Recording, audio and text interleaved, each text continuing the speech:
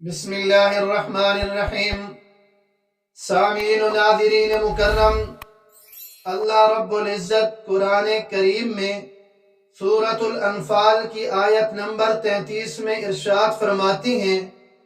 وَمَا كَانَ اللَّهُ لِيُعَذِّبَهُمْ وَأَنْتَ فِيهِمْ وَمَا كَانَ اللَّهُ مُعَذِّبَهُمْ وَهُمْ يَسْتَغْفِرُونَ،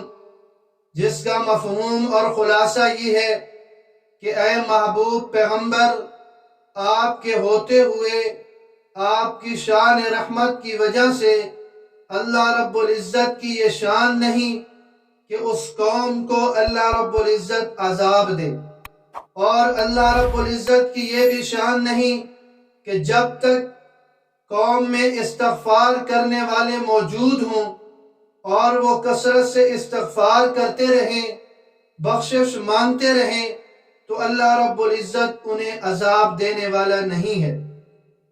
اگر ہم پہلی امتوں کے احوال کو پڑھیں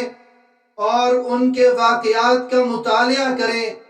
تو پتہ چلتا ہے کہ ان قوموں پر عذاب اللہ رب العزت کی نافرمانی کی وجہ سے نازل ہوا۔ ان قوموں کے پیغمبروں سے کہا گیا کہ خود بھی اس علاقے سے نکلیں، مومنین کو بھی لے کر نکلیں، تاکہ اللہ رب العزت اس قوم پر نافرمانی کی وجہ سے عذاب بھیج کر انہیں نیست و نابود کر دے۔ مگر شان مصطفیٰ صلی اللہ علیہ وسلم کے کیا کہنے، شان مصطفیٰ صلی اللہ علیہ وسلم کی کیا بات ہے کہ اللہ رب العزت اس آیت کریمہ میں یہ بیان فرما رہے ہیں کہ جس بستی میں آپ سکونت اختیار کر لیں، جس قوم میں اے محبوب پیغمبر صلی اللہ علیہ وسلم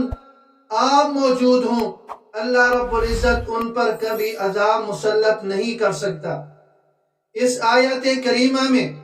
اللہ رب العزت نے اس بات کی ضمانت دی ہے کہ آپ کے ہوتے ہوئے کوئی قوم عذاب میں مبتلا نہیں ہو سکتی۔ گویا ضامن دو چیزیں ہیں، ہر قسم کے عذاب، تکلیف، پریشانی اور مصیبتوں سے حفاظت کے لیے دو چیزیں اللہ رب العزت نے اس آیت کریمہ میں ارشاد فرمائی ہیں۔ پہلی چیز حضور اکرم صلی اللہ علیہ وسلم کی ذات گرامی، حضور اکرم صلی اللہ علیہ وسلم کی موجودگی۔ یوں سمجھیں کہ حضور اکرم صلی اللہ علیہ وسلم کی حیات عذاب سے نجات کی ایک صورت ہے، اور دوسری چیز اللہ رب العزت نے جو ارشاد فرمائی وہ استغفار ہے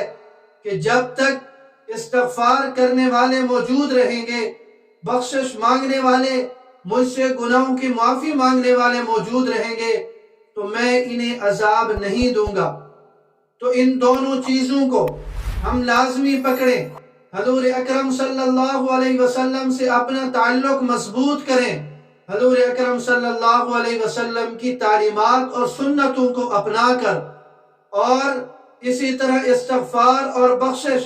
اللہ رب العزت سے کثرت کے ساتھ مانگتے رہیں، تو انشاءاللہ ہر قسم کی پریشانی، تکلیف، مصیبت اور عذاب سے محفوظ رہیں گے۔ اللہ رب العزت مجھے اور آپ سب کو دین کی سمجھ نصیب فرمائے اور اس پر عمل کی توفیق نصیب فرمائے۔